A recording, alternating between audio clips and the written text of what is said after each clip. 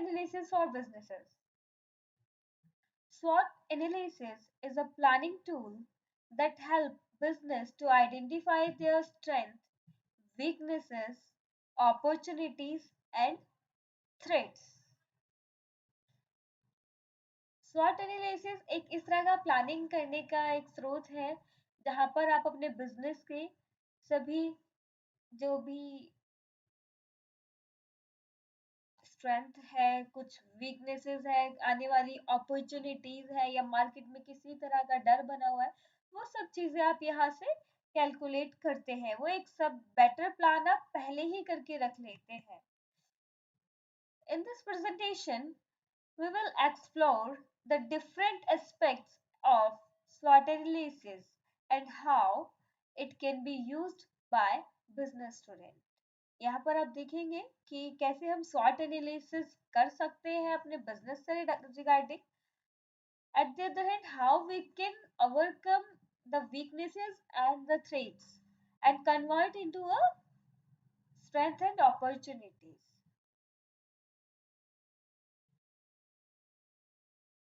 What is SWOT analysis?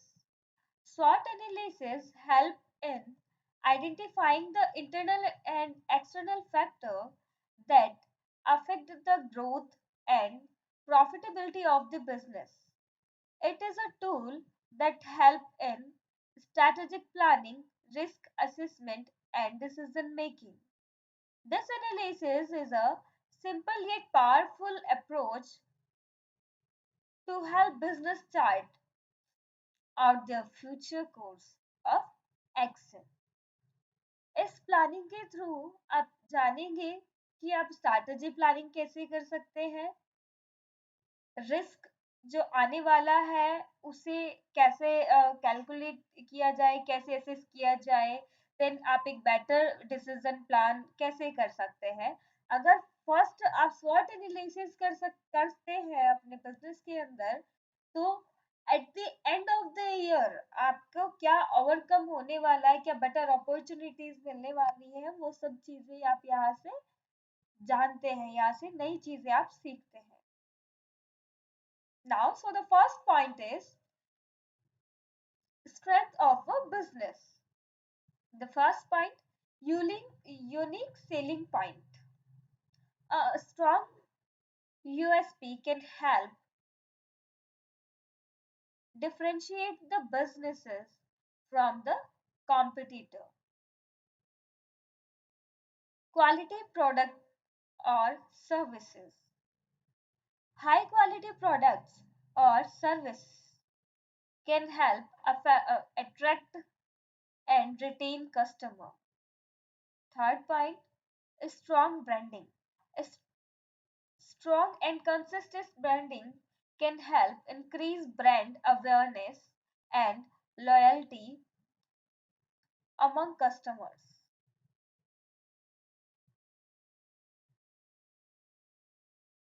Efficient operations. Efficient operations can help businesses reduce cost and increase profitability.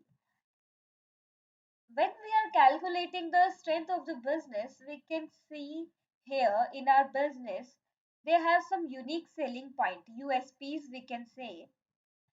अगर आप unique selling point का use करते हैं तो ये आपके जो कंपटीशन लेवल रहता है मार्केट के अंदर, आपके कंपटीटर्स जो भी होते हैं उनसे बेटर अप्रोच आपको प्रोवाइड करते हैं।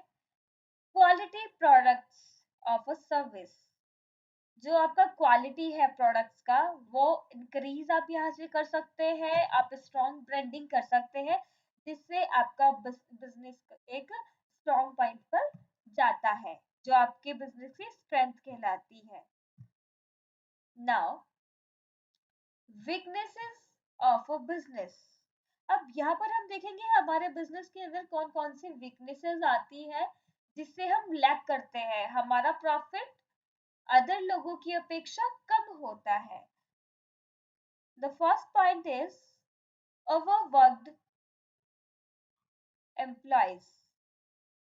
Overworked employees can lead to low productivity and high turnover rate. Overworked यहाँ पर क्या होता है कि ज्यादा समय काम के लिए लिया जा रहा है बट उतना आपको प्रोडक्टिविटी नहीं मिल रहा है। समय सीमा ज्यादा है, आपको प्रोडक्टिविटी बेटर नहीं होगी। कुछ ऐसे एम्प्लॉयज होते हैं जो लंबे समय तक काम करते हैं, तो वो क्या होता है एक समय होने पर वो फिर काम करना थोड़ा लूज कर देते हैं। The second point, outdated technology. कुछ पुराने समय की टेक्नोलॉजीज आपके बिजनेस में वर्क कर रही है, आपने न्यू टेक्निक्स नहीं यूज की है, इस वजह से भी आप मार्केट में डाउन पड़ते चले जाएंगे, क्योंकि अदर पर्सन जो आपका कंपटीटर है वो मार्केट में अच्छा वर्क कर रहा है, कैसे न्यू टूल्स एंड टेक्नोलॉजीज का यूज करके। एट द अदर हैंड आप वही पुराने समय की चीजें अगर यूज कर रहे हैं तो आप यहाँ पर पीछे रह जाते हैं। Outdated technologies can lead a inefficiencies, decreases productivity and increase cost. Now the third point is untrained staff. Untrained staff can lead a low productivity, poor customer service and increased cost.